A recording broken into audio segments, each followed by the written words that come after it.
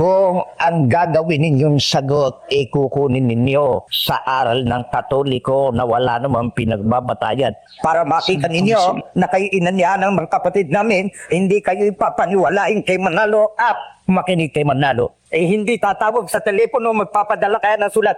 Mamayang gabi na nakawin ko yung kalabomrihan o yung kayang salapi mo sa bol mo. Hindi.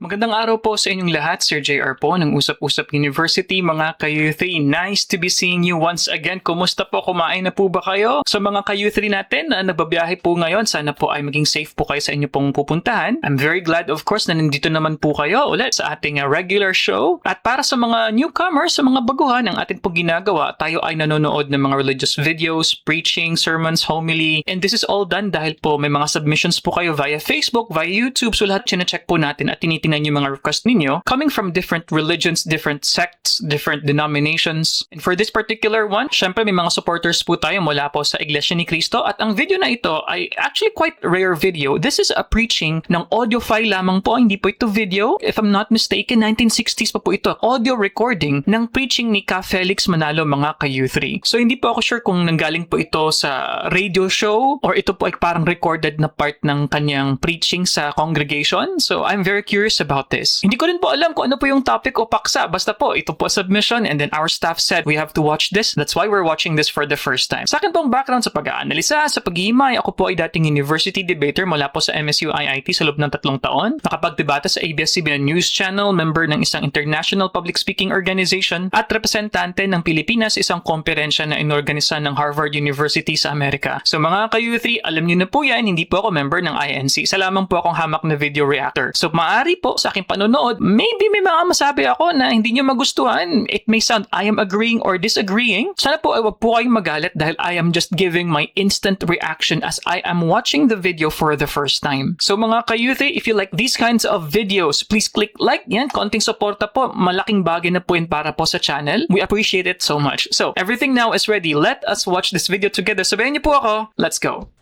Masyado mahipang pa masyado. Gayun man, inaasahan ko ang boss ko hindi nakakasakit maski ako paus sa tulong ng Diyos ay natuto kong magsalita. Na sa tiyan ang gagaling ang boses. Kaya maski na ako mahina, yung boses ko hindi nakaka-upgrade. Ito ating pagsamba, ang gusto ko ay lumawak ang inyong kaalaman tungkol sa pagkilala sa Diyos. Dahil sa karamihan ng relihiyon sa panahong ito, nakapagbibigay ng iba't ibang turo, iba't ibang aral na ang mga turong iyon ay nakapaghahatid sa tao sa kamalian.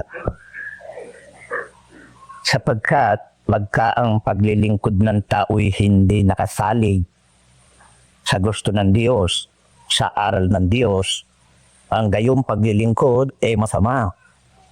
Yun ni ipinagkakasala at hindi lamang hindi pagiging dapatin yung kundi parurusahan sapagkat yun ay maling pananampalataya. At ang lahat ng maling pananampalataya ibinibilang ng Diyos na kasalanan. Kaya yung mga iglesia ni Kristo, tinuturuan sila na huwag maniniwala sa tao pag ang pinag-uusapan ay aral ng Diyos.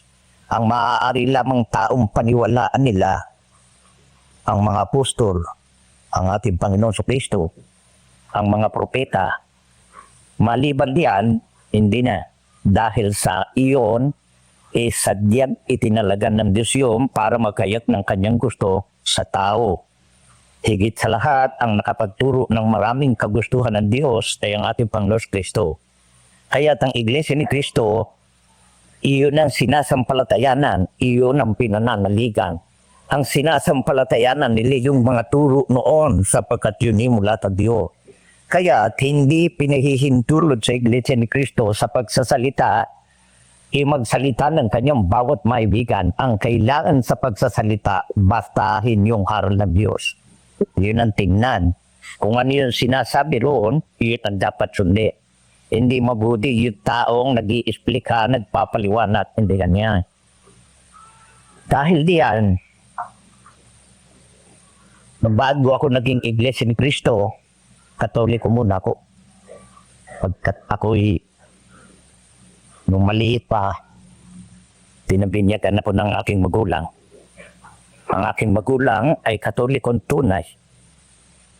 Tumutupad ng pagkakatoliko. Hindi lamang sa tuwina ay nagdarasal 3 beses sa isang gabi. Oh, wow. Bukod pa sa madaling araw. At palaging nagpukumpisal Pare. at nakikinabang kung linggo. Ang dahilan sapagkat kami lahi ng mga pari. At ang nagpalaki sa akin ay yan. Kaya't ako ay naging tunay na Katoliko noong nagdaang panahon. Kung hindi lamang dahil sa aking pananagutan sa Diyos na aking pinagmulan at siyan lumalang ng aking buhay, hindi ako aalis sa Katoliko. Ngayon, sapagkat dapat mapaibabaw sa lahat ang pagtingin at pagkilala ng tao sa Diyos, igit kanino man, mabigat man sa loob ko yon sapagkat nawalay ako sa aking mga kamag-anak at ako'y pinaratangan tuloy ng sari-sari at ako'y inusig sa paniniwala nilang kung ako'y kanilang kusigin, ako'y hihiwalay.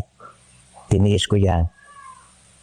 Dahil yan, ibig kong pag-aralan natin ng isa sa mga pananampalataya ng Katoliko na si Birheng Maria ay tagapagligtas at pinipintakasin ng mga tao at dinadalangin ng mga tao sa Iglesia Katolika.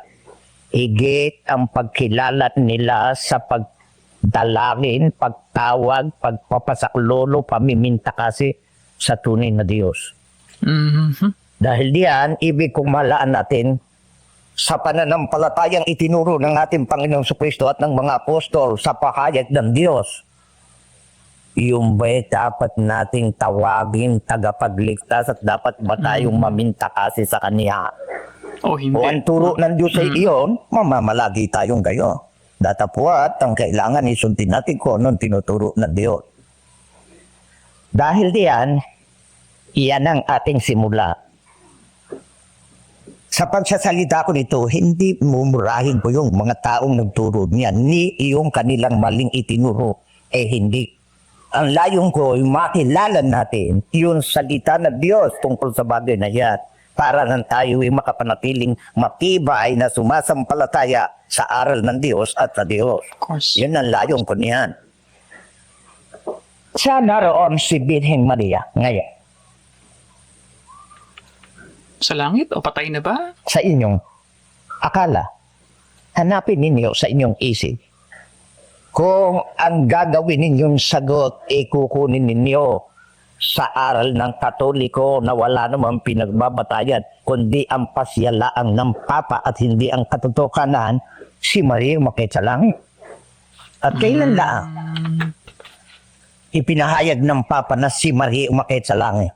So at least meron na po pala tayong idea sa whole na paksa ng pinag-uusapan po dito sa preaching ni Ka Felix Manalo. And like what I mentioned, matagal na po itong recording na ito. So please bear with me if there are parts na hindi po ganun kaklaro. Sa totoo lang po mga ka-U3, our video editor really did his best para po maging malinis yung audio para po mas maintindihan natin. Pero may mga parts pa rin po na hindi po ganun kaklaro. So pasensya na po. Pero going back, so the topic is whether si Mary ba ay isang tagapagligtas? Si Mary ba ay dapat ba nating bigyan ng kaukulang papuri? And Ka Felix here is saying na for others, it's way more than that. Yung kanilang veneration, yung kanilang paggalang at pag-worship kay Mary sometimes may be way more from what they do kumpara sa, say, kay Jesus Christ or maybe sa Diyos, something like that. Which really makes me think, dahil po sa Kristiyanong basic na paniniwala ay si Jesus Cristo ay pinupuri, I wonder if the words worship or praise are also given to Jesus Christ sa perspective po ng Iglesia ni Cristo. But anyway, one of the things din po narinig ko kanina sa sinasabi ni Ka Felix is we have to be careful. Kapag hindi tama ang faith, it leads to sin or it's equated with sin. That's why you should be careful. We should not listen to people. Diba? Huwag kang maniniwala sa tao. Ang paniniwalaan mo ng mga tao ay ang mga apostoles, si Jesus Christ, prophets. Although interestingly, Ka Felix Manalo did not mention himself to be included dito sa kanyang enumeration. So I'm guessing he belongs to either an apostle or prophet po siguro, no? Ang category categorization sa kanyang sarili. And because we have to understand mga ka-U3, Iglesia ni Cristo is not a major religion in the Philippines. Sa estadistika po natin, syempre ang Romano Katoliko po ang number one talaga na religion sa ating bansa. And I could just imagine yung disdain, yung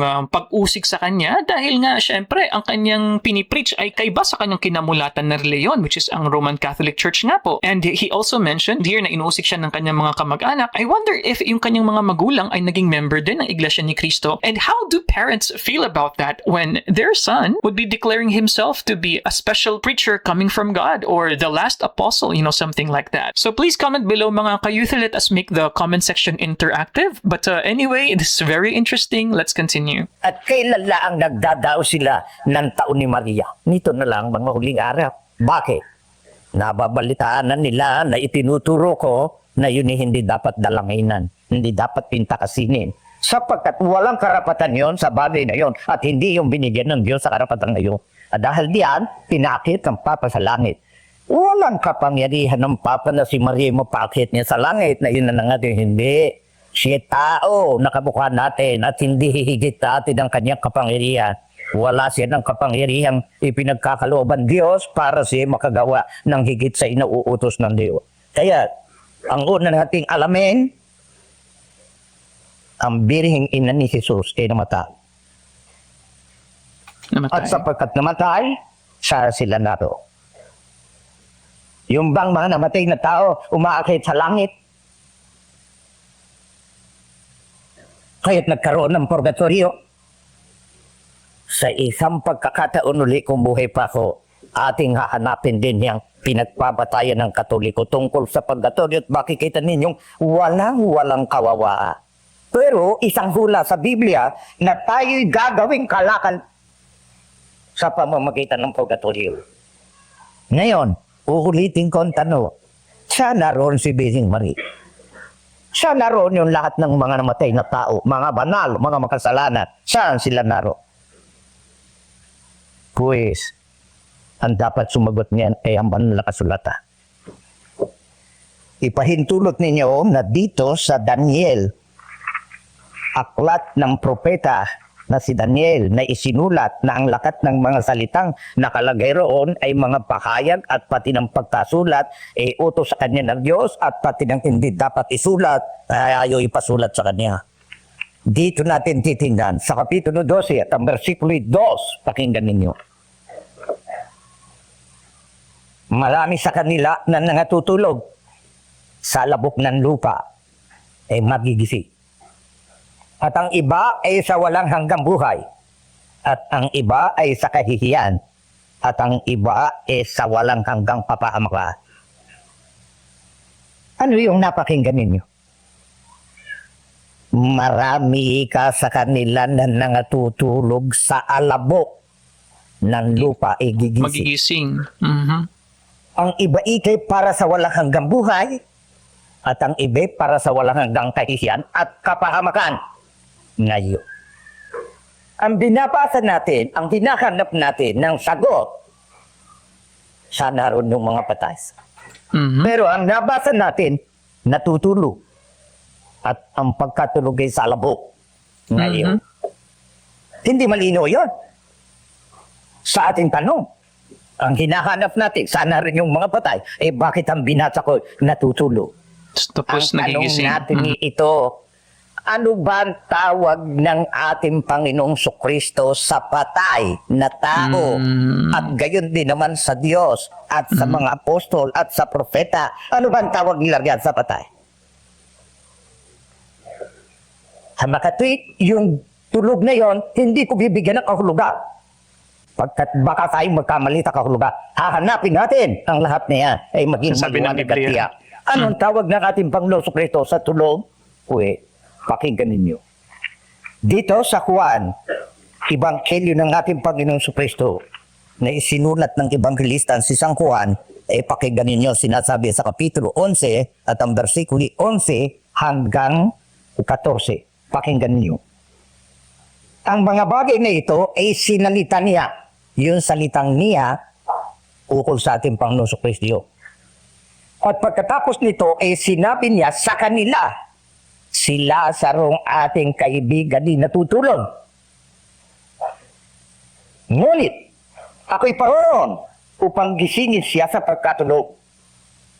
Sinabi sa kanya ng mga alagad, Panginoon, kung siya natutulog, siya ba'y gabaling? Pagkat alam nilang si Lazaro'y pata. Sinasalita nga ni Jesus ang tungkol sa kanyang pagkamatay. Datapwat ang sinasapantahan nila ang sinalita ni Jesus ay karaniwang pagtulog. Nang magkagayon nga, sinabi sa kanila ni Jesus nang malinaw, si Lazaro'y patay. Ang tanong natin ito, ano ang tawag ng ating Panginoong Kristo sa taong patay? Natutulog. Ngayon, saan ang mga patay? Kung ang tawag ganito tulog, nasa labo. Bakit? Saan ba ninyo dinadala ang inyong patay?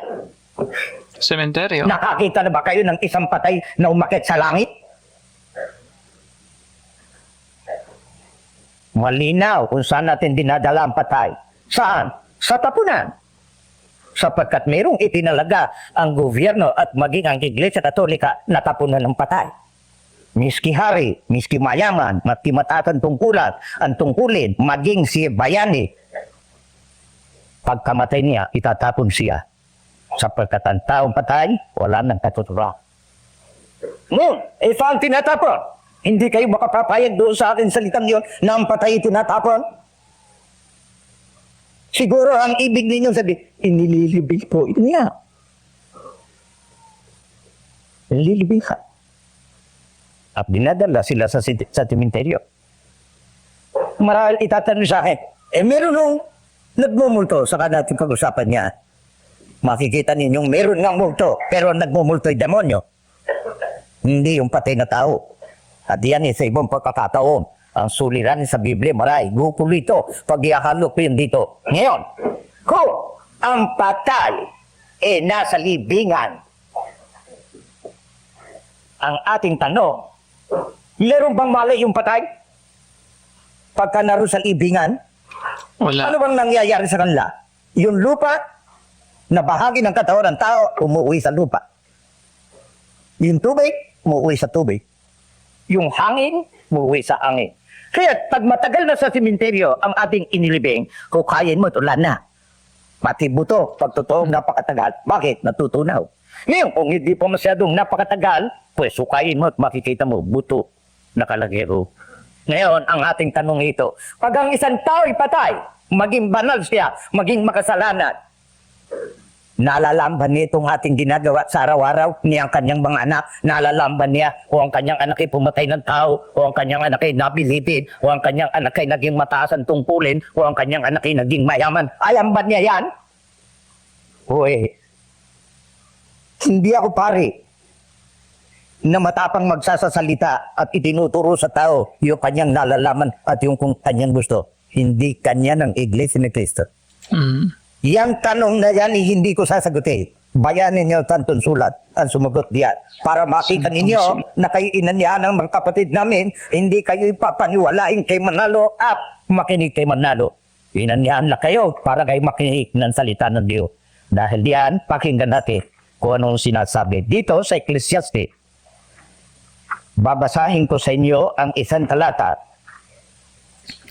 Nagustuhan ko po itong style. And if you notice, emphasis po ito ni Ka Felix Manalo, yung hindi kayo basta-basta maniniwala sa tao. Dapat ang pakinggan ninyo anong sinasabi ng Biblia. And of course, what he's saying here is we have to be careful, no, in checking, in examining, different kinds of preachers. Kasi anong tawag dyan, di ba? Self-interpretation. And here, by implication, Ka Felix Manalo is saying na in our church, we don't do self-interpretations. What we read is actually from the Bible, something like that. Yung kanina po nasabi ni Ka Felix Manalo, yung nanggaling daw sa tiyan, yung kanyang pagsasalita, kaya kahit daw napao siya, ay kumbaga naririnig pa rin. Well, technically, ang tawag po dyan na pagsasalita is yung paggamit po ng inyong diaphragm. Technically, hindi siya tiyan, but it is a part of your abdomen area. And sa mga public speakers, sa mga broadcasters, ang tawag natin dyan is modulation. You have a modulated voice.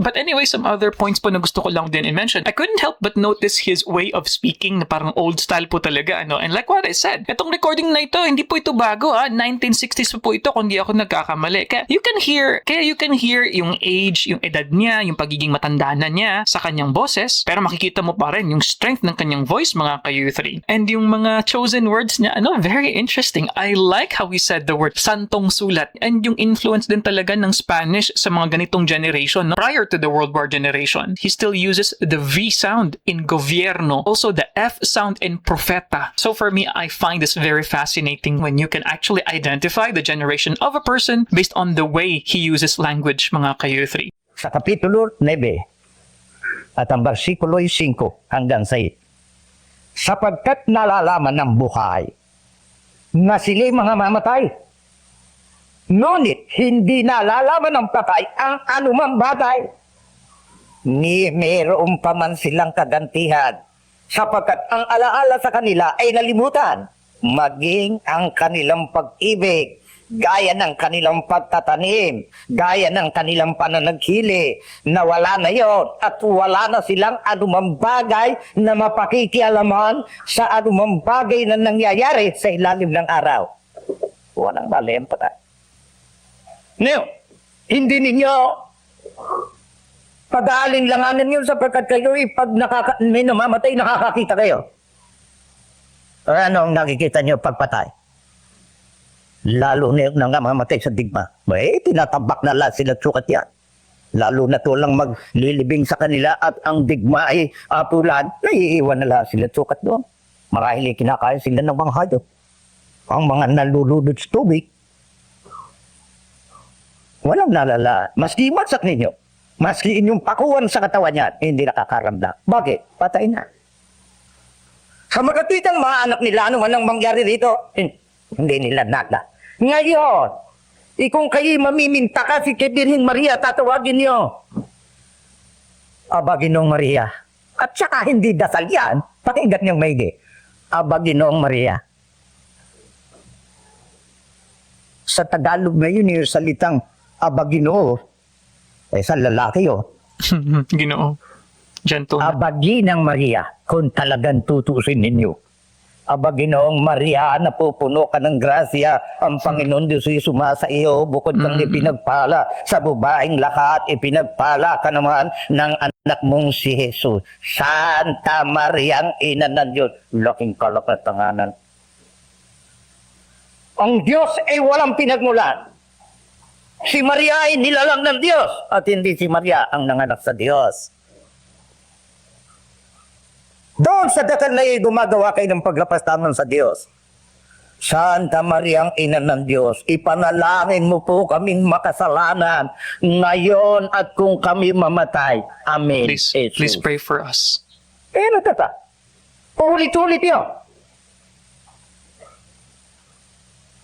Di hindi narinig ni Maria. Pagpupuri yun. Yun na lang ang sagot doon ng humihingi ng tulong na ipanalangin. Hindi na lang anong pata.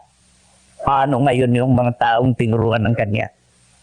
Nananalangin sa isang patay na walang kamalaya. Ngayon, hanggang kailan po ba mananatili yan? Mga patay riyan? O bago iyan, atin muna. Nakapupuri po ba sa Diyos ang patay na tao? Tingnan natin ang sagot. Pupunta ko rito sa mga awit. Sa 115. Pakinggan ninyo.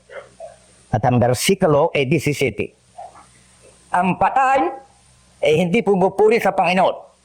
Ni sino mang bumabawa sa katahimikan. Hindi nakakapuri patay. Pero, yung panalangin, ako'y nananalangin kay Santa Maria Birhen, kay San Miguel Arcangel, kay San Juan Bautista, a los Santos Apostoles, kay San Pedro, kay San Pablo, kay San Agustin Aba natin, at sa iyo, Padre. Tingnan ninyo kung anong Diyos ng mga Katoliko, tao. At sa iyo, Padre, ipanalangin mo ko, kahalilitan ng Diyos dito sa sus. Malaking ka. Opo, napakalaking kalapastangan. Sa makapit kung tutusin ninyo, ang Diyos na ipinagdiyos sa atin ng mga paring puti na naparidang kumuha ng ating mga lupa, mayaman pa sa gobyerno natin. Pero pag nagpapagawa ng kahit ano't anuman, pati tiyo, pati gulay, pati baos, hinihingi mo sa palengke. Pero ang lahat ng pag-aari ay nasa kanila. Pues, yung itinuro nilang iyan sa atin ay napakasama. Masama. Ang Diyos na ipinadidyo sa atin ay tao. Sinong tao? Kamukha natin. Nagkakamali. Maraming mali. Kung halongkatin ninyo, Nay, hindi ugali sa akin yung mali ng isang tao, ibunyag ko. Yan ang ayoko. Bakit? Magkakasala ka, no? Hindi ugali yan. Ako, binubunyag ko ito sa kapakanan ng kaluluwa ng lahat ng tao sa pagsunod sa Diyos. Ipangaral mo ang aking ebanghelyo sa lahat ng kinapal. Ang sumampalataya at magbutit mo, iyon ang maliligtas. Ito ang aking ginagawa. Pero halukayin ko po isang tao ay nagkamali at siya kong ipangaral. Senyor, gawa ng mga tao sa bimbakod at salat-salat yung mga sistema nyo. Yun hindi gawa ng isang mabuting ministro, isang mabuting tao. Kung ganyan, hindi kumupuri sila. Ngayon, ang tanong natin, hanggang kailan ang banal at makasalanan diyan sa ilam ng lupa? May pasyon tayo. Ang gumawa ay si Dr. Pilape, isang paring Pilipino. Ang pasyong iyan ay dalawa. Ang ginawa ni Dr. Pilape, Genesis ang tawag. At ang ginawa naman nitong si De La Merced, isang paring Kapampangan, ay tinatawag na pasyong Candaba ang kanyang ginawa. Sa pasyong, ang sabi ganito, Ganda pero pa, hindi yun Pampanga. ang pinangangaral ko sa inyo. Sasabihin ko lang sa inyo na doon sa pasyon, sa paring Pilipino, marunong magtapat. Hindi na paaakay doon sa mga taong kung kundi talagang gumagawa ng nalalaman nila. Doon ka sa baliniho sa hihipan ng pakaka at magbabangon ng lahat. Sa dakong kanan ikay katulad ng tupa at sa dakong kaliwa ay gaya ng kambing. Sasabihin ika ng hari, hali kayo mga pinagpala ng aking ama. Manakin ninyo ang itinataan sa inyong una. At sa dakong kaliwa sasabihin, humayo kayo mga sukabatsilo. Pumayo kayo sa impyerno na itinataan sa inyo at sa diablo. Yan ang sabi ni De La Merced. Ngayon, ano naman ang sabi ng Diyos? Pues, basahin natin. Dito sa kung hanggang kailan sila mananatili sa libingan. Ito ang una kong babasahin. Sa Kapitulo 14 at ang versikulo 12, pakinggan ninyo. Ang tao ay nabubual at hindi nababango. Kung ang tao ay nabual nang walang sakit, nakapahiga, ay makababango. Alin itong tinutukoy? Patao. Ang tao ay nabubuhal at hindi na bumabangon hanggang sa ang langit ay nananatili. Sila hindi babangon o gigising man sila sa kanilang pagkatulog. Tandaan ninyo, tawag yan sa patay ay tulog. Nakikita ba ninyo ang langit? Nakikita. Kung nakikita niyo ang langit hanggang ikang ang langit na yan ay nananatiling langit, ang patay o tulog, hindi sila babangon. Eh bakit? Masisira o ba yung langit? Tingnan nga, Pi. Kung yan ay masisira. Dito sa 2 Pedro, isinulat ng apostol na si Pedro, mga pahayag ng ating Panginoon Kristo, pakinggan natin. Dito sa 2 sulat, sa Kapitulo 3, ganito ang sinasabi sa versikulo 7. Ngunit ang sangkalangitan ngayon at ang lupa sa pamamagitan ng gayon din salita'y iniingatan talaga sa apoy, itinataan sa araw ng pag-ukop sa paglipol sa taong matama. Bakit nananatili ang langit na ito at ang lupang ito? Iniingatan ng Diyos.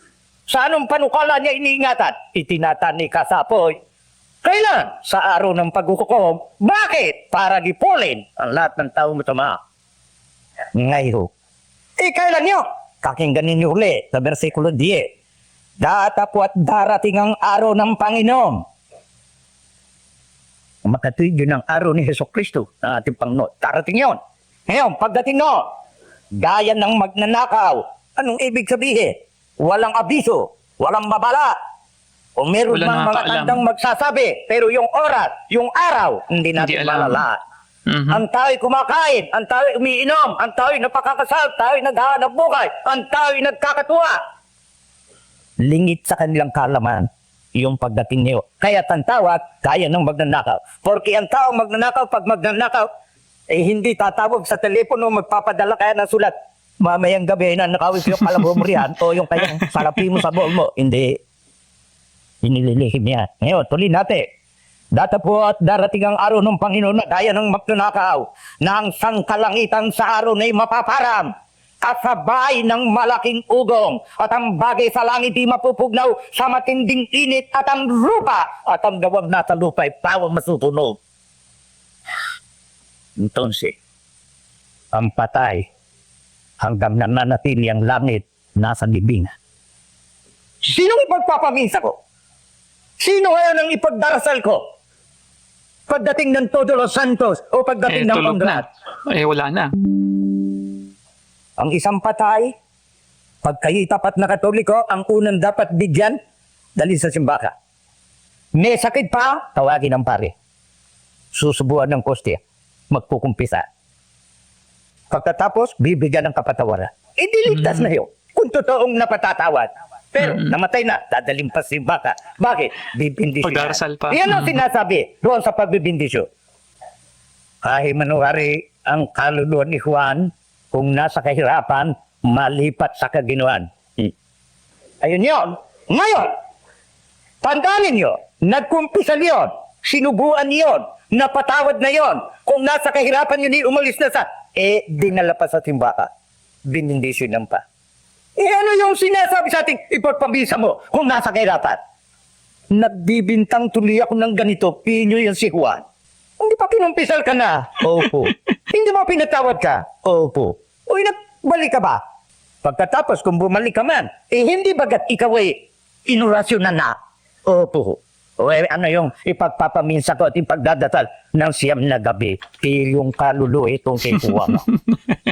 I really appreciate Ka Felix's energy actually. I was not expecting this, to be honest with you mga ka-youth, dahil nga po sa intro kanina, sinabi niya nga po na wala siyang boses, na medyo paus daw po siya, pero nakikita niya pa rin yung passion, yung kanyang energy. And to be honest, nakakabilib po. And now I understand why he is really a charismatic preacher. Makikita niyo yung kanyang humor even, no? Yung kanyang mga jokes. And syempre, yung palitan ng question and answer style na atin na din pong na-notice even before, no? Sa mga past pa po ng mga video natin sa INC nga po, parang Socratic method po kasi yun. Before mo i-drive home yung main point mo, meron ka munang question, parang leading question to your answer, ano po. But some main points lang po na gusto kong i-mention sa sinabi dito ni Ka Felix, na Mary could never be God dahil walang beginning, walang origin, walang pinagmulan ang isang Diyos. At ang isang patay katulad ni Mary, hindi na nakakapagpuri pa sa Diyos, hindi na siya nakakapag-intercede, hindi na siya nagiging intermediary sa ating panalangin papunta sa Diyos. Kasi nga nasabi ni Ka Felix na si Mary is just a human being like all of us. Wala siyang higit na kapangyarihan sa atin. At kapag tayo namatay na, yung ating mga pag-ibig, yung ating mga interest, wala na. And also, in this preaching so far, Ka Felix answered some questions, of course, on what really happens to us. Hanggang kailan ba tayo matutulog bilang mga patay? And syempre, he mentioned that we will only be awakened, yung gigising tayo, no, sa ating pagkakatulog, quote-unquote, when the heaven will disappear. And of course, it comes with a loud bang. Yung pag-describe niya nga po, no, yung kumbaga, yan, parang second coming ng ating Panginoong Jesus. And my understanding is, dyan tayo babangon. Inihilang mo na rito sa banig, nagtatalong pa rin doon sa tahig.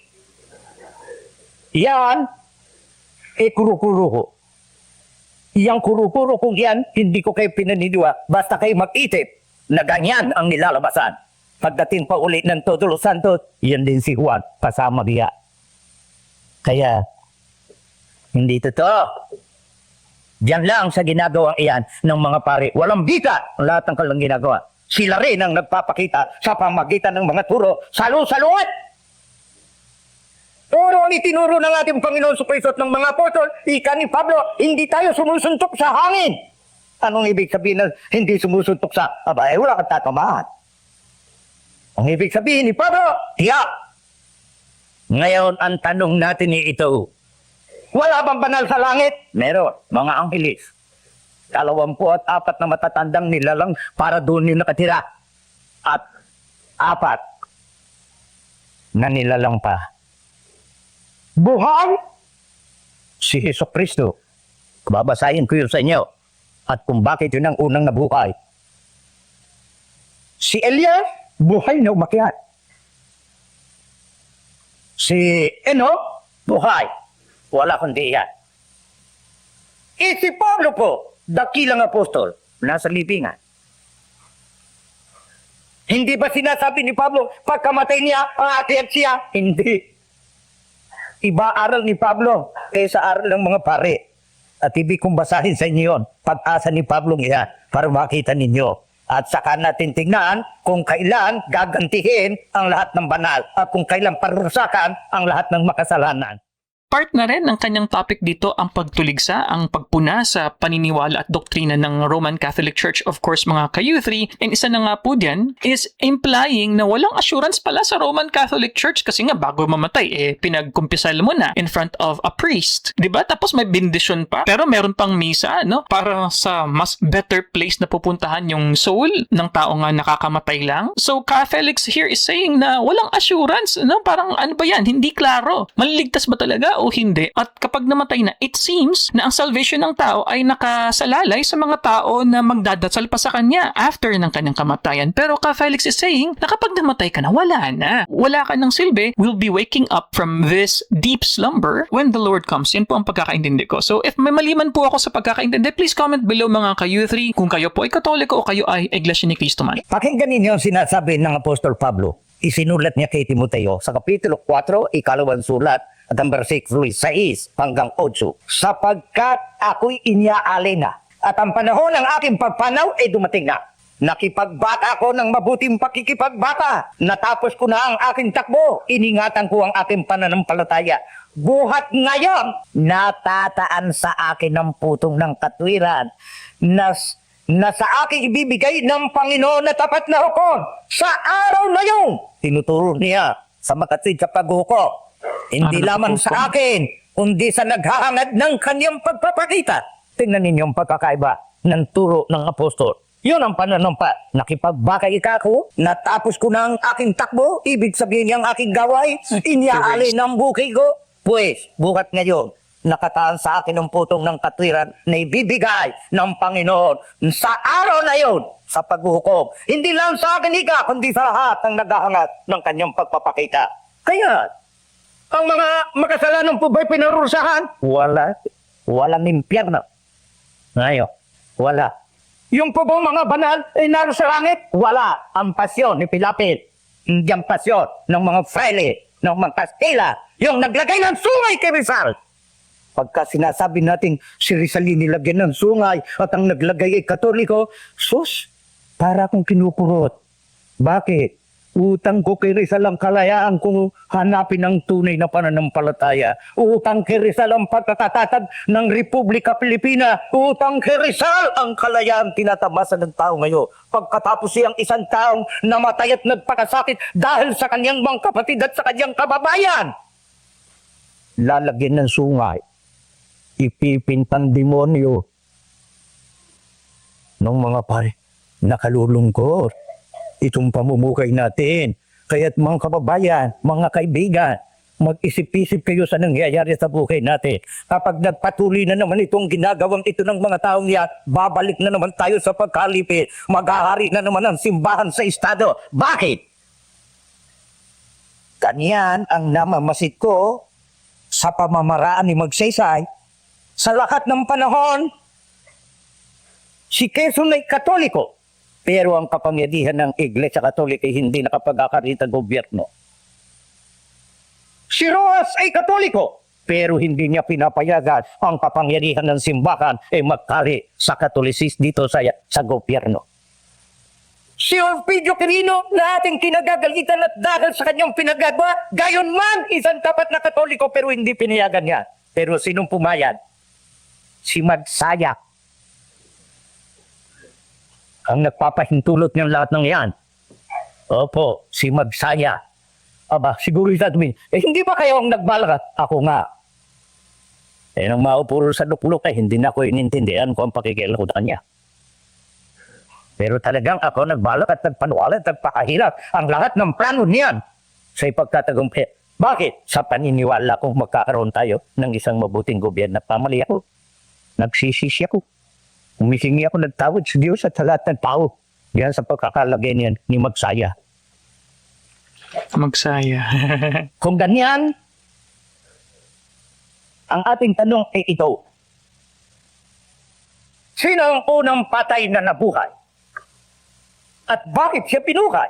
Okay, before we continue mga kayuthi, that is really interesting sa akin dahil listening to him, it's like a part of history mga kayuthi. Dahil like what I mentioned, this is a very old po na recording. Ang Pangulo dito si Magsaysay pa. And because of the long life, of course, of Ka Felix Manalo, he saw the different terms of different presidents. And kung napansin niyo po, he's comparing, dahil at least what I can understand is he does not want the church to be, kumbaga, overpowering. Magkaroon ng malakas na impluensya ang simbahan over sa gobyerno. And he mentioned the prior presidents, Rojas, Quezon, Elpidio Quirino, hindi kagaya ni Magsaysay. And my understanding is si Magsaysay favors, nagpapabor ba sa mga Katoliko? So, sa mga historian friends po natin, mga viewers natin, ano po kaya ang pinapahiwatig dito ni Ka Felix Manalo? And it seemed to me the practice of endorsing maybe a political candidate had always been a part of the INC doctrine, no? Kasi sinasabi niya dito parang nag-i-endorso siya, no? At inendorso niya itong si Magsaysay. And what I find fascinating after na hindi niya nagustuhan ang pamamalakad ni Magsaysay, so what did he do? He said here that he really asked for God's forgiveness. Humingi siya ng kapatawaran sa Diyos. And it seemed to me that because he made the wrong choice of endorsing someone. So I'm guessing that's the same po sa Iglesia ni Cristo with some of those candidates na kanila po inendorso sa kanilang block voting. Siguro po ang kanilang leadership kapag hindi maganda ang performance ng kanilang mga inendorso sa kanilang pagkakaisa sa pagboto, is they also ask for God's forgiveness maybe? Is this practice still done by the Iglesia ni Cristo administration? Sa mga INC members po natin, please comment below what do you guys think. So anyway,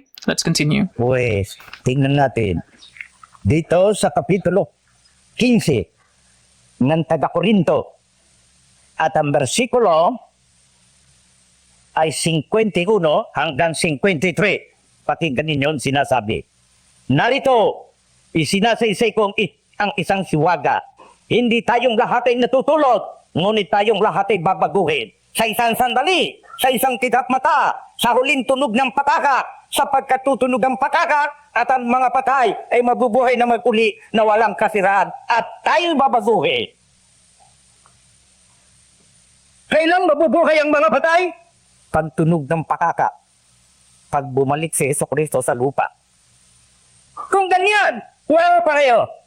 Ang tunog na yun ng pakaka, wala pa. Hindi pa dumating si Jesucristo. Andiyan pa ang langit. Andito pa ang lupa. At dahil diyan. Ngayon, sino ang unang binuhay? Wait, titingnan natin kung sino yung una. Dito rin sa 15 at sa versikulo 20 at 23, titingnan natin. Datapwat si Kristo nga ay muling binuhay sa mga patay na siyang naging pangunahing bunga ng mga natutulog. Ang ibig sabihin, para kung baga sa halamang itinanim ng Diyos na tao, mga tao, Bunga. si Kristo ang tanging patay na binuhay. At ang tawag doon, pangunahing bunga.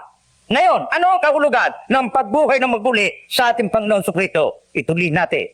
Sapagkat yamang sa pamamagitan ng tao ay dumating ang kamatayan, sa pamamagitan din naman tao, dumating ang pagkabuhay na maguli sa mga patay.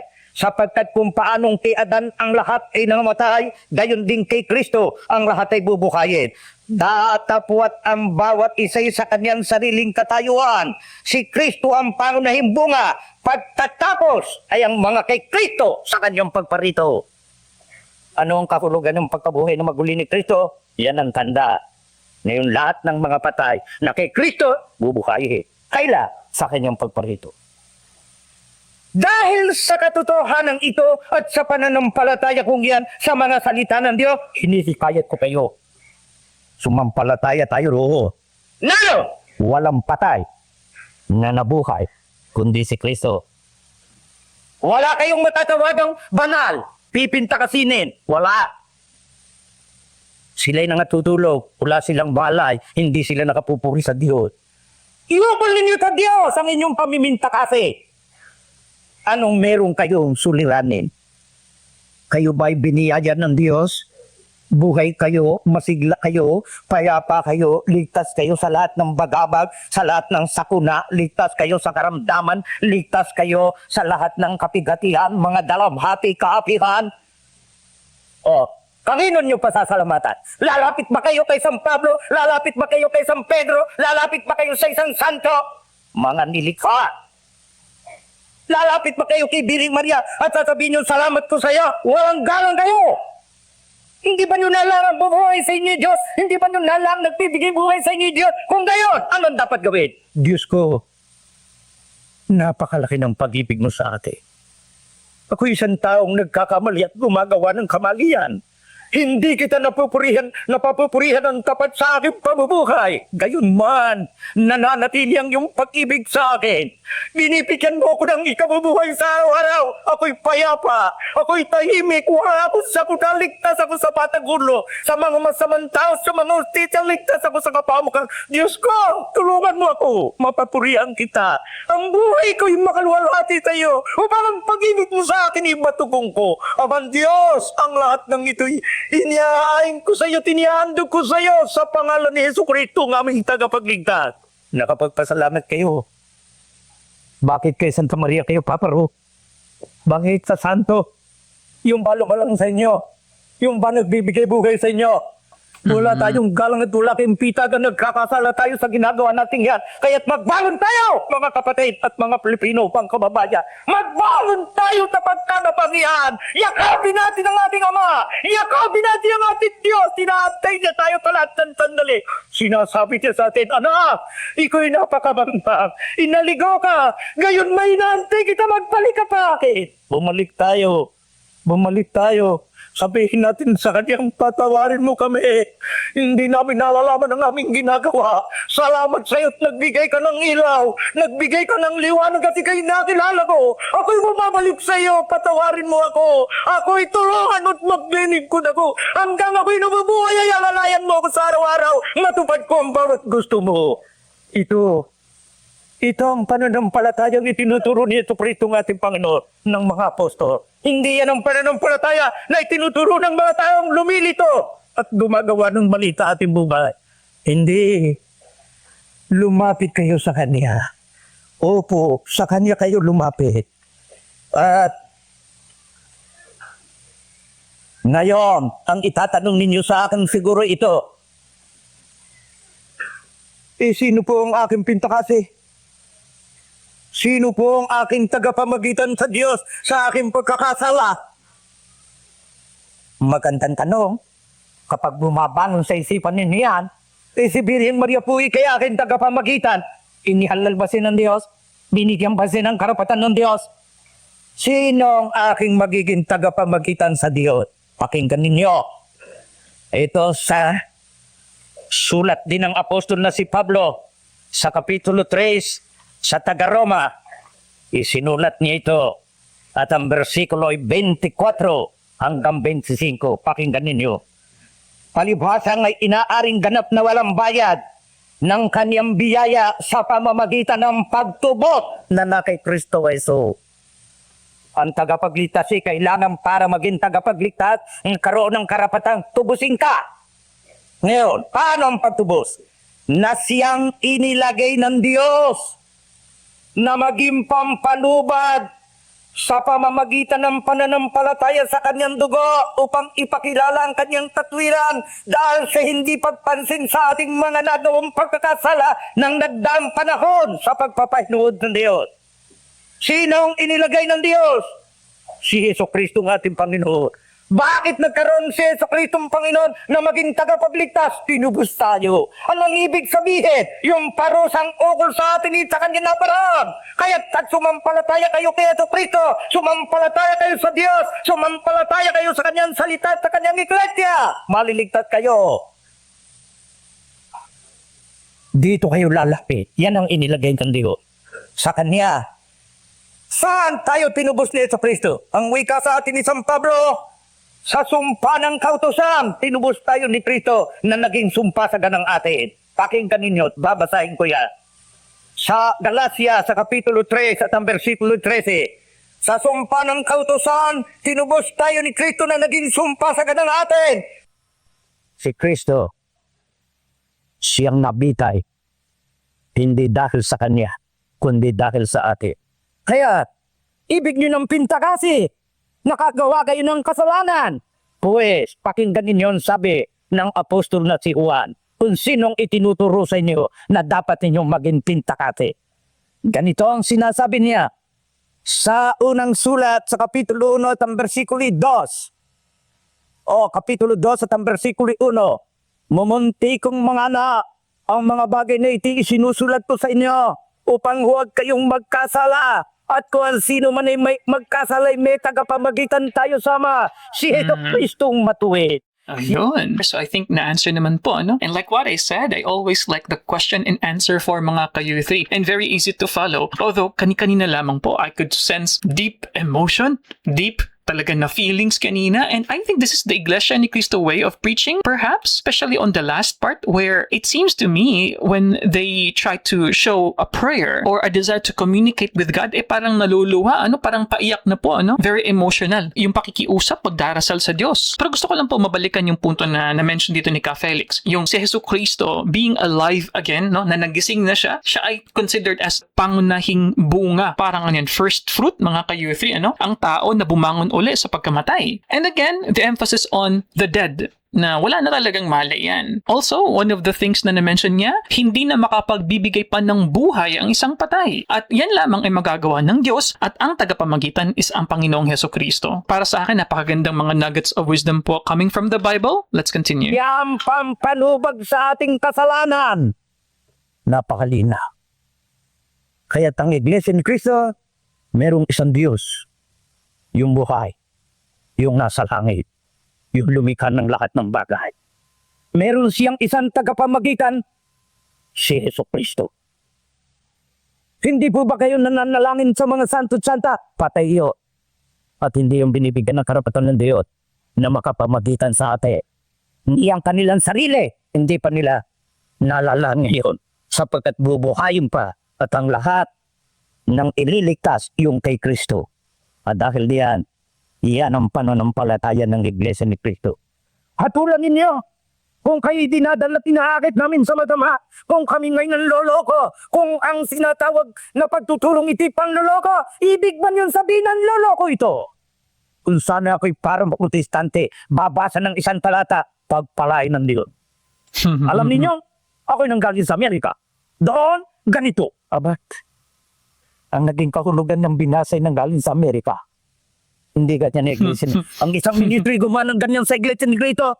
Pagbaba mo sa tribuna, ang diakono, i-report ka sa opisina. Hindi nagsasalita ng salita ng Diyos. Ang kanya, boy, So, interpretation. Tapos, ibig po ba ninyo sabihin ni ganyan si Santiago? Ganyan. Mga pastor na walang takot, nagpapasabsab sa kanila sarili. Yan ang dahilan. Entonces, hindi maaari yan sa Iglesia ni Cristo. Ang tao. Ngayon, kaya't babasahin ko pa ang ilang mga talata tungkol diyan sa Korinto kung paano pati ng tinatawag na kaligtasan. Inaakala ba ninyong sa kautusan ni ililigtas tayo? Dapat tayo sumunod sa kautusan. Pero hindi diyan tayo susukatin pagdating ng pagligtas. Babasahin ko muna sa inyo itong 2 Korinto. Sa Kapitulo 5 at ang versikulo 21, pakinggan ninyo. Yung hindi nakakilala ng kasalanan, kanyang inaring may sala dahil sa atin, upang tayo maging sa katuwiran ng Diyos. Si Kristo hindi nakakilala ng kasalanan, inaring may sala. Para lang tayong matubos, para lang tayong mailapit sa Diyos, para tayong magkaroon ng karapatang maglingkod. Sa pagkataon sentensyado, wala ng karapatang maglingkod. Sentensyado na ito yan. Ngunit, paano yung kasalanan natin nang maparusahan kay Kristo? Pakinggan ninyo. Hindi ako ang magsasalita niyan. Ito. Dito sa Kapitulo 4 ng Romano, ganito ang sinasabi sa versikulo 7 hanggang 8 na sinabi, mapalad yung kanilang pagsalangsang ipinatawad at ang kanilang kasalanan inatakpan. Mapalad ang tao na sa kanya hindi bilang ng Panginoon ang kanyang kasalanan. Sinong tao yun? Ang taong tinubos ni Kristo. Sino ang tinubos ni Kristo? Ang sumasampalataya sa aral na itinuro ng ating Panginoon Kristo, ng mga apostol, ng mga propeta, ng mga sinubok ng Diyos. Yeah. Entonces, bakit po kayo hindi nananalangin kay Birhen Maria? hindi binibigyan ng Diyos ng karapatan. Nilalapasan po ba ninyo ang ina natin? Ay, po. Hindi. Bakit hindi kayo nananalangin? Sapagkat hindi yun ang utos ng Diyos. Si Jesucristo ang tagapamagitan. Yun ang dapat tawagan sa paghingi ng saklolo sa harap ng Diyos. At sinong dapat purihin at pasalamatan sa lahat ng kabutihan at kaginawaan tinatamad? Diyos, sa pamamagitan ni Jesucristo. Ililigtas ba kayo ng Diyos? Ililigtas kayo. Paano kayo ililigtas? Sa pananampalataya. Saan kayo susukatin? Sa pagsampalataya. Totoo ba yan? Hindi akong nagsasalita niya. Hindi yan sa kulasyon. Hindi yan sa pagsusuot ng mga abito. Hindi. Tingnan ninyo. Babasahin ko sa inyo. Kaya nga, dito sa Kapitulo 3 at ang bersikulo ay 27. Kaya nga, sana naroon ang pagmamapuri. Itihiwalay na. Sa pamamagitan ng anong kautusan ng mga gawa? Hindi. Kundi sa pamamagitan ng kautusan ng pananampalataya. Kaya nga ipinasisya natin ng tao, inaaring ganap sa pananampalataya, hiwalay sa gawa ng kautusan. Kaya ano ngayon yung mga anak kay Kristo? Ano sinasabi ng Santong Sulat niyo? Pakinggan natin. Kung ano sinasabi ng Santong Sulat niya. Dito sa...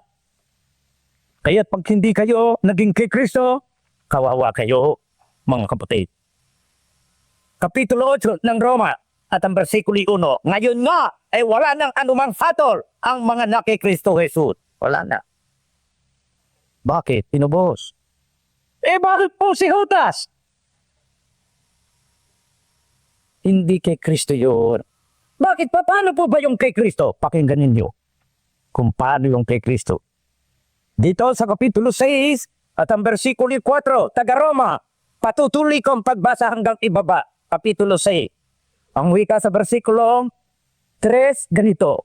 Hindi ba ganyo nalalaman na tayong lahat ay nabautismohan kay Kristo Jesus? Nabautismohan sa kanyang kamatayan. Tayo nga'y nalibing.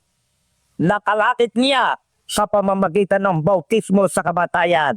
Na kung paanong si Kristo'y nabuhay na magulit sa mga patay sa pamamagitan ng kaluwalhatian ng Ama, gayon din tayo lalakad sa panibagong buhay. Anong pagbibinyag o bautismo? Libing. Anong ibig sabihin yan? Ipinakikilala mo, patay ka na. Ang datihan mong pagkatao, nawalaman natin na ang ating datihang pagkatao, kalakip niyang napako sa cross upang ang katawan sa larin ay magiba at nang sa gayon, huwag na tayong palipid sa kasalanan. Pag binotismo ng isang tao, ang dating pagkatao inilibiting.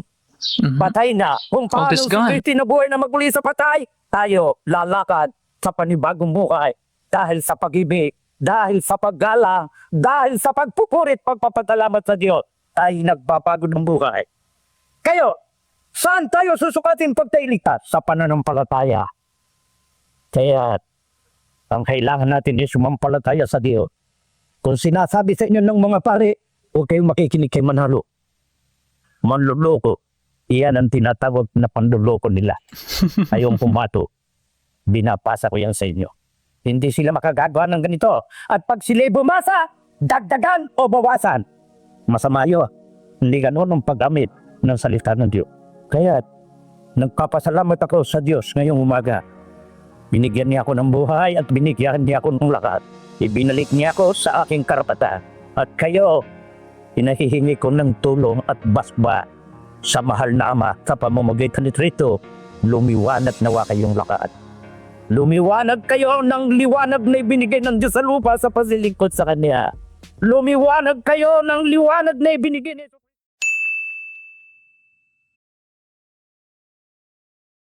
Okay mga ka-youthie, so dyan po nagtatapos ang ating episode ngayon. Ayan, so ito po ay syempre request po ng ating mga ka-youthie na members ng Iglesia ni Cristo, and this is quite rare. Nasabi po kasi kanina ni Ka Felix Manalo na yung president during that particular time ay si Magsaysay, so that means this is prior to 1957, which is the death of Magsaysay sa Mount Manunggal sa Cebu, di ba? So this means this recording is way before 1957. So mali po kanina naman sabi ko 1960s, 1950s pa ito na recording. Kaya sana po ay na-enjoy nyo po. This is truly a classic po na boses, classic na preaching ni Ka Felix Manalo. And if I'm not mistaken, this is one of the earliest talaga na preaching in Tagalog na meron tayo dito sa youth na binigyan po natin ng reaksyon. And syempre, maganda yung mga last part po, mga nuggets of wisdom, no, na nasabi ni Ka Felix Manalo. What I like about that is hindi ka masisave dahil sa pagsunod mo lang sa utos. Ikaw ay maliligtas, masisave because of your faith. And you are also measured by your faith. So I think in a way it dispels the myth na kapag member ka ng INC is automatic ligtas ka na. My understanding is just because of what Ka Felix Manalo said, that you will be saved, or I would say one of the criteria na masave ka, na maligtas ka, is ang iyong pananampalataya because you are measured by it. And ang ganda rin po ng pag-compare ng kamatayan ng Diyos as it is with the old you. Kaya nga po, di ba, sa mga born again Christian, that's the concept of being born again, because the old is gone, the past is removed, it's gone, it's already dead with you. You actually died when you become a Christian. And some other points po na na-mention dito na nagustuhan ko rin is yung idea ng discipline sa mga deacon, sa mga diakono, na nasabi nga ni Ka Felix na sa kanilang simbahan sa Iglesia ni Cristo is nasisisante yung mga diakono na nagkaroon ng self-interpretation. Kumbaga, I really like that, mga ka-U3. Pero syempre, hindi ko na po mauulit lahat po ng mga interruptions ko, lahat po ng mga nasabi ko sa ating reaction video, because I was giving a reaction instantly po as I was watching the video for the first time. So if you like these kinds of contents, mga ka-U3, you already know what to do. Click subscribe kung kayo ay baguhan sa ating channel. Click that video over there. Playlist ng mga INC ng mga video reactions natin. And I'll see you guys next time. Peace! Bye-bye!